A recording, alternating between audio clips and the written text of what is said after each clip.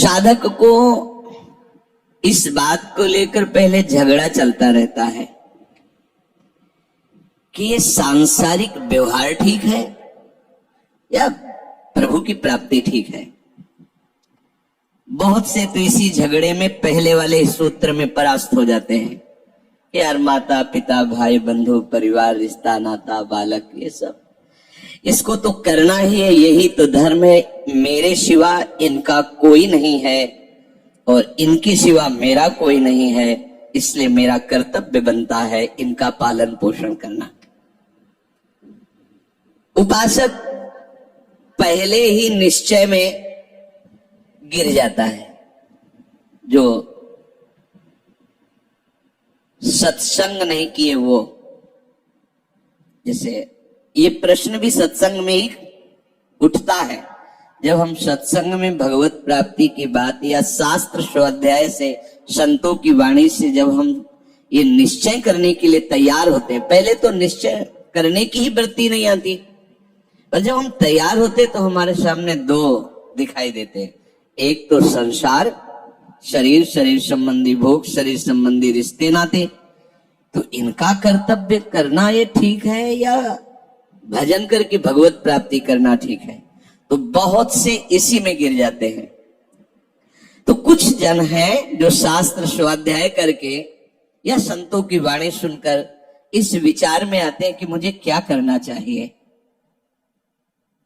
परिवार का पोषण या भगवत प्राप्ति। दो विभाग कर लिए इसलिए खतरा है, निर्णय नहीं कर सकता। और सही पूछो तो दो विभाग है नहीं, एक ही बात है। समझ जाओ तो वहीं वहीं भगवत प्राप्ति हो जाएगी। अब उसके विचार में आता है कि अभी तो ब्याह हुआ है या अभी छोटे छोटे बच्चे हैं या अभी बच्चों का ब्याह किया है, अभी नए हैं, क्या जाने संसार का, मेरी आवश्यकता है, नहीं तो संसार इनको परेशान कर देगा। और वो अपने अहम जनित कर्ता भाव से ऐसा बंध जाता है कि निर्णय ही नहीं कर पाता। समझो रे भाई लोगो, समझो रे दीवाना, अरे हिया नहीं रहना, करना अंत पयाना। श्री चरणदास जी कह रहे हैं, ए भाई समझो, जिस कर्तव्य को तुम विसार करके झूठे भाव को कर्तव्य मान रहे हो, अरे माया के दीवाने, अरे हिया नहीं रहना, करना अंत पयाना। यहां से जाना है, यहां से जाना है। ये भूल जाते हैं, माया की ऐसी भूल भुलैया है कि हमें शरीर में राग और शरीर संबंधियों के राग में सुख मिलने लगता है और लगता है कि मैं अविनाशी हूं। वैसे मैं तो अविनाशी ही है, पर विनाशी को लेकर मैं ये भूल कर बैठता है, और जिसको पकड़ा है वो सब विनाशी, सब विनाशी। गो गोचर जह लग मन जाई, सो सब माया जानो भाई। दुनिया में लाखों का मेला जुड़ा, हंसा जब जब उड़ा तो अकेला उड़ा। समझो, ये माया की चाल है जो तुम्हें समझने नहीं दे रही। अरे हिया नहीं रहना, करना अंत पयाना। समझो रे भाई लोगो, समझो रे दीवाना।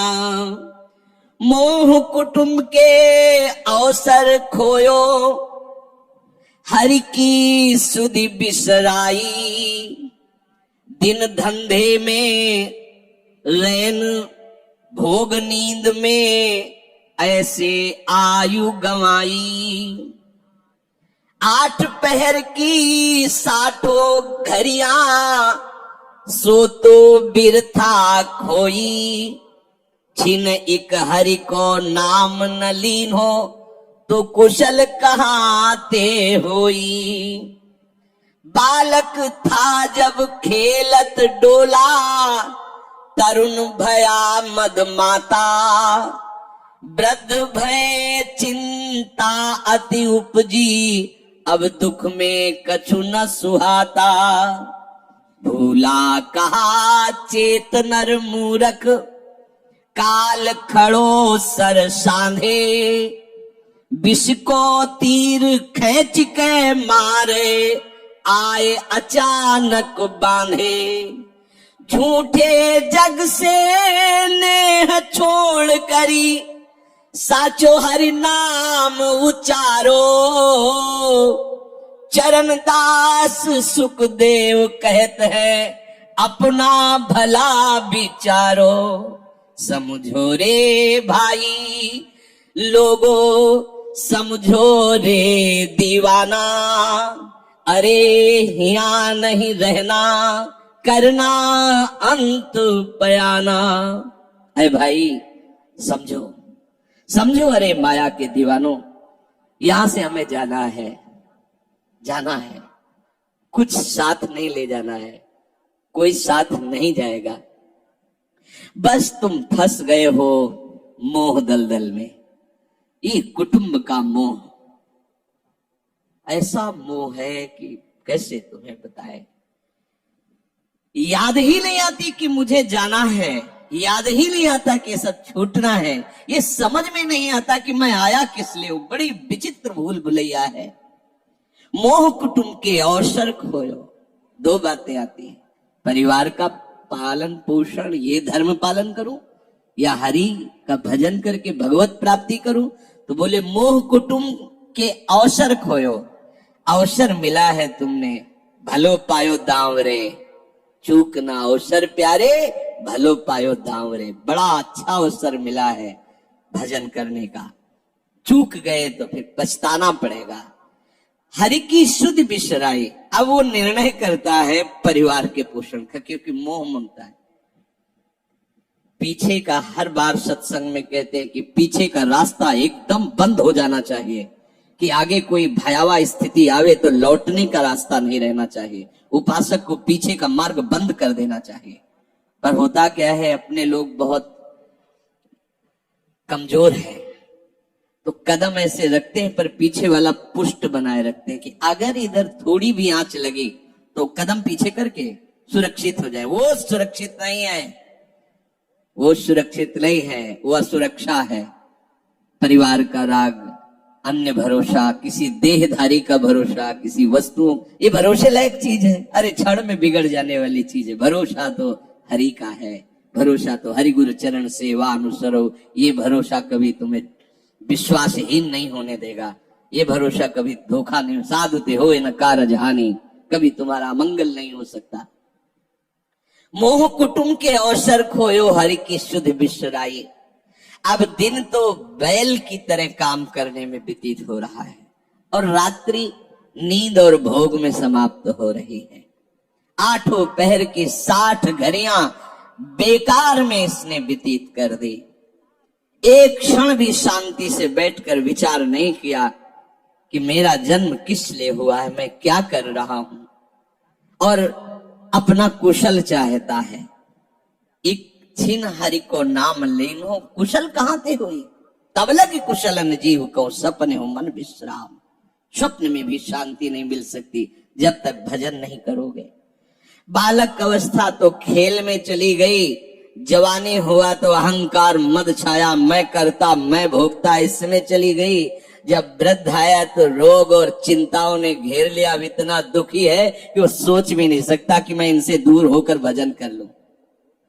ये जो वो भजन का नाटक होता है, भजन में हम देखते हैं ऐसे ही लगा रहता है, कैसे हो और बढ़िया से और क्या करें, और मरने का ठौर आ रहा है और क्या करें। तुम आए हो भजन करने के लिए और में अभी फंसे हो। क्या कर दूं, कहां से कैसे व्यवस्था कर दूं। हम ही चला रहे हैं, भले वृंदावन में बैठे परिवार हमारे अनुसार चलेगा, हमारे ही, नहीं तो नष्ट हो जाएंगे। आए हैं वनवास करने के लिए, भजन करने के लिए। पूरा का पूरा प्रपंच दिमाग में पता लगता है। वृद्ध भय चिंता उपजी, दुख में कछु न सुहाता। अरे भूल क्यों रहे हो, चेतो। साधु चेताता है जगत को, चेतो। काल रूपी शिकारी धनुष पर विष का बाण चढ़ा चुका है, तुम ठीक निशाने पे हो, होश में हो जाओ। अगर अब कोई तुम्हें निशाने से बचा सकता है तो काल का भी महाकाल हरि बचा सकता है, दूसरा कोई नहीं। आए अचानक बांधे, यम के दूत आकर अचानक बंधन में डाल करके ले जाते हैं। अब वो निर्णय कर रहे हैं, झूठे जग से नेह छोड़कर साचो हरिनाम उचारो। चरणदास सुखदेव कहते हैं अपना भला विचारो, इसी में अपना भला है।